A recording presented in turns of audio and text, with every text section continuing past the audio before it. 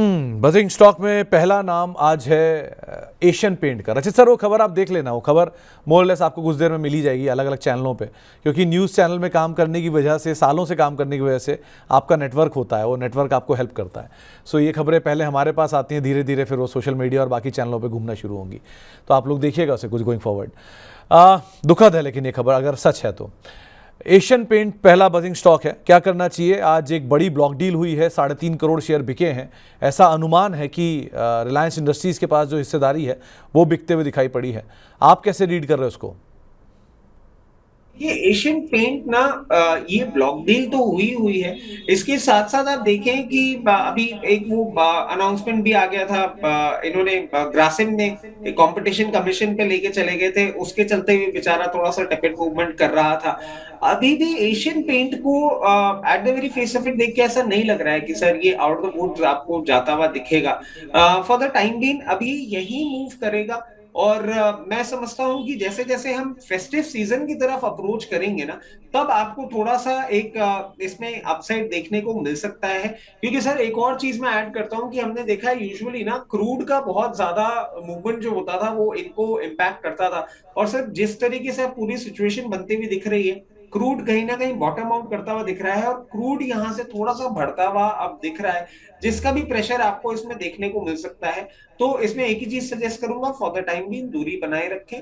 जैसे जैसे हम फेस्टिव सीजन के पास जा रहे हो और आपको ये लोअर लेवल्स पे देखने को मिल रहा हो, तब तब भी इसमें थोड़ी सी पोजीशन बना सकते हैं। और वो पोजीशन भी कोई बहुत ज्यादा अपसाइड के लिए नहीं बनेगी। 2470 तक के ही लेवल्स आपको देखने को मिल सकते हैं उस अपसाइड के बाद भी मीडियम टर्म में।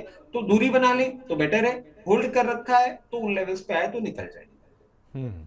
तो आपको एक लेवल बताया गया है, उसके हिसाब से आप कॉल ले सकते हैं। स्टरलाइट टेक ये दूसरा नाम है। आज कंपनी को एक ऑर्डर मिला है बीएसएनएल से 2631 करोड़ रुपए का। ऑर्डर बढ़ा है इसलिए रिएक्शन भी बढ़ा था, शेयर में 8-10% की तेजी आई थी। आप क्या करेंगे यहाँ पर, क्या रणनीति रखेंगे? सर देखिए, स्टरलाइट टेक्नोलॉजीज वो बोलते हैं ना, कुछ कुछ आपके स्टॉक्स ऐसे होते हैं जो आपको बहुत उम्दा लगते हैं। और ये उनमें से ही एक है। और मैं बहुत ज्यादा बदनाम भी हूँ इसको लेके, क्योंकि मैं सर पता नहीं क्यों रिलायंस के बाद ये एक ऐसा काउंटर है जिसके साथ एक बुलिश स्टांस मेरा रहता है। और अभी भी आप देखें कि मुझे at the very face of it देख के यही लग रहा है 88 लेवल्स के ऊपर ये मेंटेन करे, उसके बाद आपको एक अपसाइड बनाता हुआ दिखा सकता है, जो कि इसको 115 रुपए तक का मूव करता हुआ दिखा सकता है। 88 के ऊपर 115 का लेवल, अकॉर्डिंगली अपनी पोजीशन मैनेज करें। तो 88 के ऊपर 115 के लेवल्स के लिए आप इसको अदरवाइज देख सकते हैं।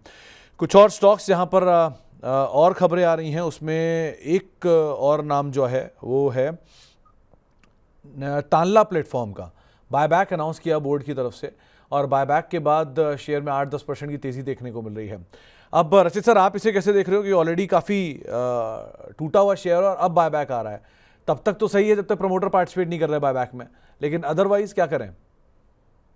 सर देखिए, टालना प्लेटफॉर्म में ना अब इस बायबैक के चलते आपने मतलब इस न्यूज के चलते भी आपने जो मूवमेंट देखा है, ये मूवमेंट अभी और ऊपर बढ़ता हुआ आपको दिख सकता है। बट कहीं ना कहीं आपको ये मतलब अब आप देखिए मूवमेंट भी किस तरीके का है और किन लेवल्स पे है। अभी 680 पे चल रहा है, ये मूवमेंट इसको 730 तक ड्रैग कर सकता है। और 730 तक भी मैं आपको ये बोलूंगा कि आप ये मत सोचिए 680 पे देखिए कि 730 तक के लिए आप इसमें पोजीशन बनाएंगे, क्योंकि अभी डाउन साइड का रिस्क इसका जो है ना, और जो लेवल है वो बहुत दूर है। तो अगर आपने ले रखा है तो मैं आपको ये चीज सजेस्ट करूंगा, 725 724 लेवल से अपना प्रॉफिट बुक करते रहें 734 तक। और अगर आपने मीडियम टर्म के लिए होल्ड किया है तो मीडियम टू लॉन्ग टर्म ही मान लीजिए, तो 848 का लेवल आपको देखने को मिल सकता है। और अगर आप इसमें फ्रेश पोजीशन के लेवल्स देख रहे हैं तो यहां से बहुत नीचे आते हैं। अभी नहीं फ्रेश पोजीशन है, फ्रेश पोजीशन आएगी जब ये 540 रुपए के आसपास आएगा तब। एक और कंपनी है, आपने शायद कम सुना होगा, इसका नाम है NIBE, नाइब लिमिटेड, लेकिन ये एक्चुअल में इसका प्रोनाउंसिएशन है निबे लिमिटेड, क्योंकि इस कंपनी के प्रमोटर का नाम का जो लास्ट वर्ड है वो निबे है। सो अगर आप इसे ट्रैक कर पा रहे हैं, कंपनी को ऑर्डर मिला है 23 करोड़ रुपए का, आप कोई राय रखते हैं इसके ऊपर? सर एरोस्पेस में है और डिफेंस में है। बट इसमें सर एक चीज है, इस रनअप के बाद ना आप देखें कहीं ना कहीं एक वैल्यूएशन डिस्कम्फर्ट जरूर देखने को मिल रहा है। सेक्टर का पी 51.97, इसका टीटीएम पी जो है वो 100.53 हो गया है। अब मैं इसमें एक ही चीज आपको सजेस्ट करूंगा कि अगर आपने लिया है, क्योंकि फंडामेंटली मैं इतना स्ट्रॉन्ग रीडिंग नहीं रखता हूं तो उस बारे में ज्यादा कमेंट नहीं करूंगा।